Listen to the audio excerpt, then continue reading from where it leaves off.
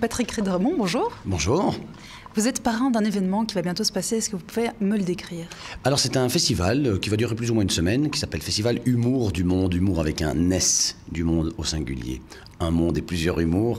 Et c'est à Saint-Josse, dans la commune de Saint-Josse, dans plein de lieux différents. C'est assez difficile de vous dire exactement où ça se joue, parce que ça joue parfois dans des cafés, dans des salons de thé, ça joue au Claridge. Il y a des expositions qui vont avoir lieu à des troisième étages de banques.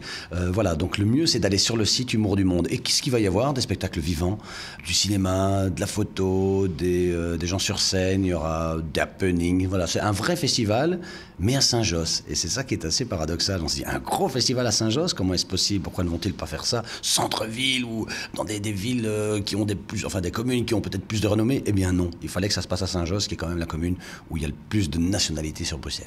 Comment pourriez-vous décrire cette commune? Saint-Josse, pour vous, ça vous évoque quoi?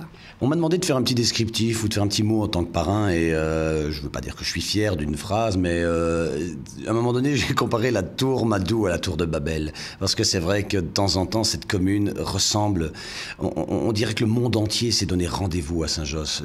Toutes les nationalités, toutes les religions, toutes les gueules. Il faut vous balader du côté de la chaussée de Louvain, place Saint-Josse. C'est hallucinant. Et là, tout d'un coup, à travers cet événement, tous ces gens, les seules pièces d'identité qu'on va leur demander, c'est leur accès au spectacle, quoi. Ce sera, voilà. Et puis, il n'y aura plus ni église, ni synagogue. Ce sera des salles de spectacle.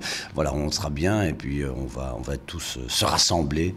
Je suis pas dans un truc très beatnik, moi, ou bio, tout le monde se donnerait la main, mais là, sérieusement, c'est une commune qui me touche. Vraiment.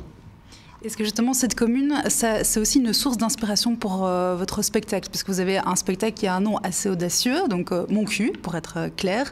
Est-ce que vous inspirez aussi donc, de ce genre d'endroit? Non, j'avais écrit le spectacle Mon cul avant de savoir que j'allais jouer à Saint-Josse. Ce serait quand même presque injurieux en disant « Oh tiens, je vais jouer à Saint-Josse, je vais bien appeler mon spectacle comme Mon cul, tiens. » Je ne suis pas sûr qu'ils auraient aimé le raccourci. J'avais créé ce spectacle il y a 2 ans maintenant au Festival de Spa. Et je l'ai joué en décembre dernier au théâtre Jean Villard, à Louvain-la-Neuve, chez Armand Delcamp. Donc ce spectacle a déjà été joué dans des salles, on va dire, qui ont pignon sur rue, des théâtres un tout petit peu plus classiques, si je peux appeler ça comme ça. Et là, tout d'un coup, de venir le mettre dans un quartier plus populaire, ça m'enchante. Effectivement, je ne sais pas si tout le monde passera la barrière du titre, parce que c'est quand même un titre pour lequel il est difficile de prendre son téléphone et de réserver 2 places pour voir Mon cul. Est-ce qu'il reste des places pour Mon cul samedi? Est-ce que samedi Mon cul est plein? Est-ce que c'est bien Mon cul? Est-ce que les enfants peuvent venir voir Mon cul? Les gens ont un peu de mal à dire ça au téléphone, mais ça me fait plaisir en tous les cas d'essayer de rendre ce spectacle, qui est un spectacle populaire, mais d'aller vers un lieu franchement très populaire. Moi je le joue au Claridge le 30 octobre, c'est quand même une salle, c'est une discothèque, quoi.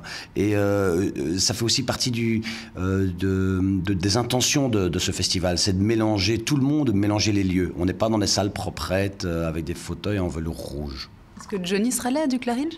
Ah non, Dieu, est-ce que ça existe encore, cette Johnny? Non, effectivement, c'était le début de mes sorties, ça, les sorties chez Johnny, où mes amis faisaient des animations, là, Jean-Claude Dubié, etc. Oui, il sera probablement là. Il y a, en tous les cas, après le spectacle, le 30, il y a une soirée, grosse soirée, mais une bonne soirée, hein, pas une petite soirée, quoi, une pure soirée. Merci beaucoup. Est-ce que vous pouvez rappeler donc les informations si on a envie de justement découvrir ce festival un peu hors du commun à Saint-Josse?